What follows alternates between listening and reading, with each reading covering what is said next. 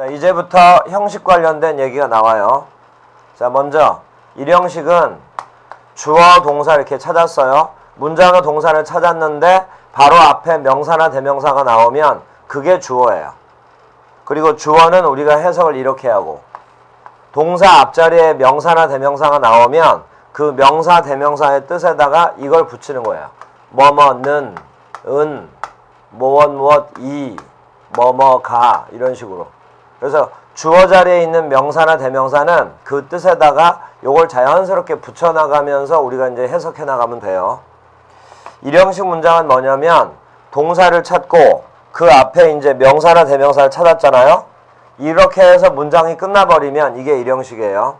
그렇다고 그래서 일형식 문장은 굉장히 짧겠구나, 그게 아니라 우리가 이제 좀 전에 수식어구를 제외한다는 거 있었죠. 그 수식어구들은 개수에 제한 없이 이렇게 수도 없이 이렇게 붙을 수가 있어요. 수식어구들이. 이런 것들을 다 빼고 났더니 주어 동사만 남았다. 그게 일형식이에요. 자, 다음 문장 중에는 일단 제일 쉬워요. 짧다는 게 아니라 수식어만 여러분들이 정확하게만 제외할 수만 있으면 제일 쉬운 문장이 해석상 제일 쉬운 게 이제 일형식이고, 자, 이형식이요.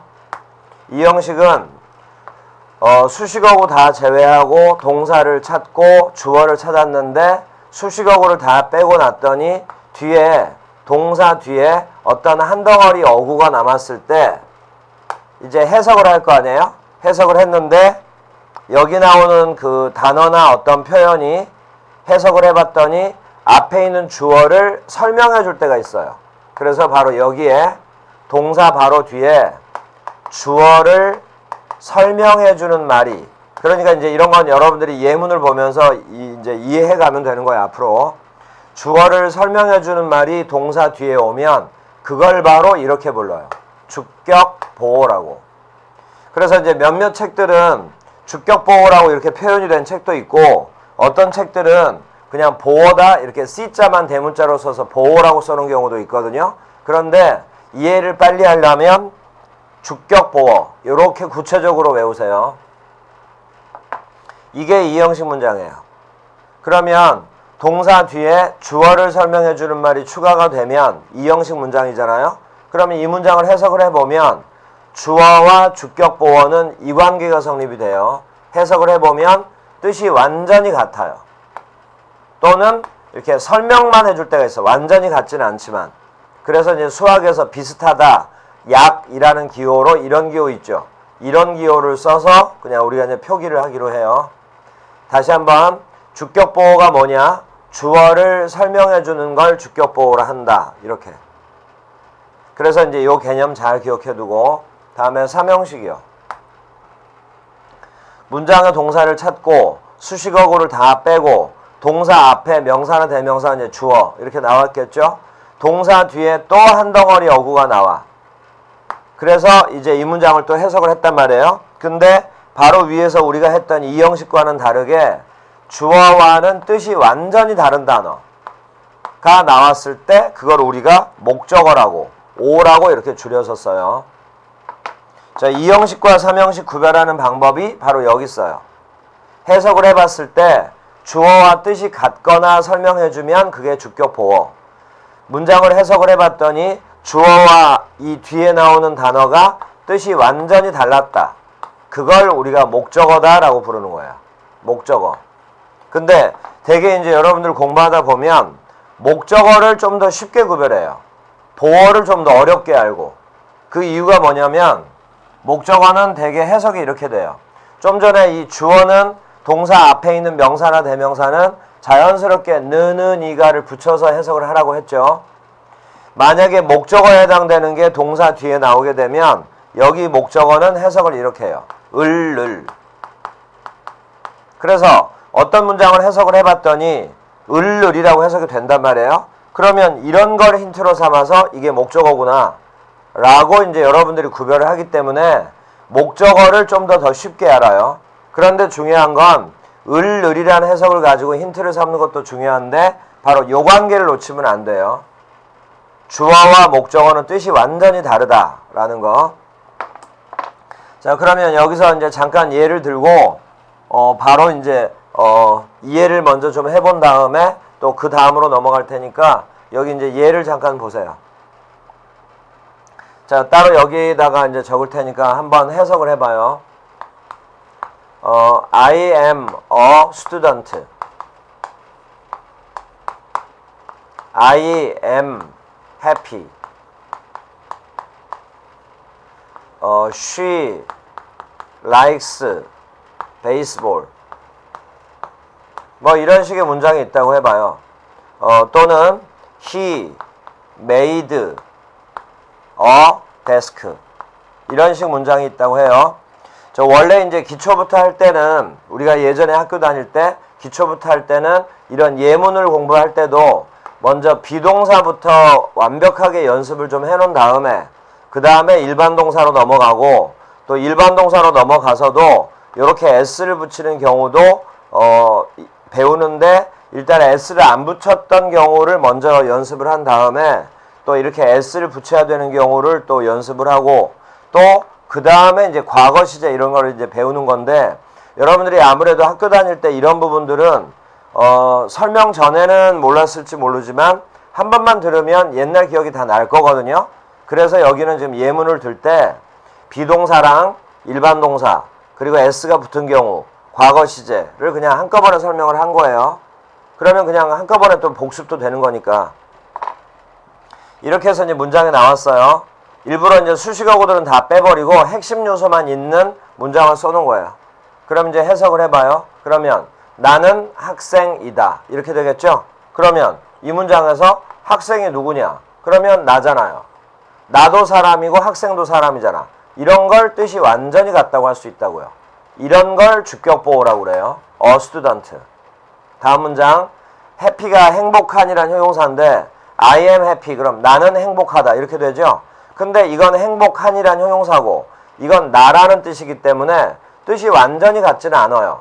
근데 이 문장에서 행복한 게 누구냐? 그럼 나잖아요. 이런 걸 바로 주어를 설명해줬다라고 그냥 얘기를 하는 거예요. 요때 이제 수학적으로 이렇게 기호를 약이라는 기호, 비슷하다는 기호를 쓰기로 하고 바로 이게 주격보호예요.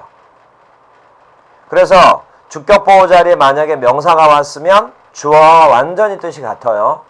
그런데 주격보호 자리에 형용사가 오면 완전히 뜻이 같을 수는 없고 주어를 설명해 준다. 행복한 건 나구나. 이런 식으로 해서 이 두 문장이 바로 이 형식이에요.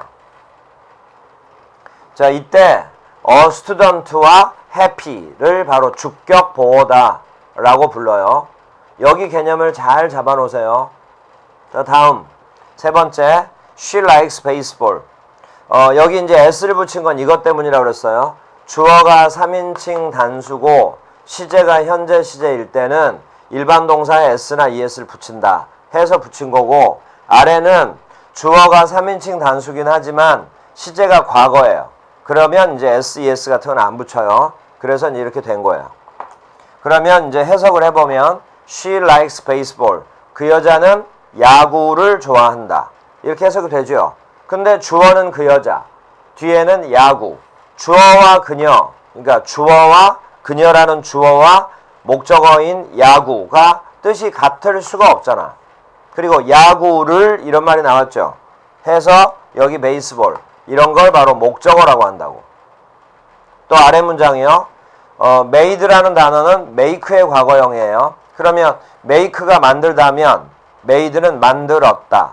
그는 책상을 만들었다. 그러면 여기서 책상과 그가 뜻이 같을 수가 없잖아. 또 책상을 이렇게 해석이 되죠. 그래서 바로 윗문장의 베이스볼, 아랫문장의 데스크 이런 걸 바로 목적어라고 그래요. 그래서 이 두 문장이 바로 3형식 문장이에요.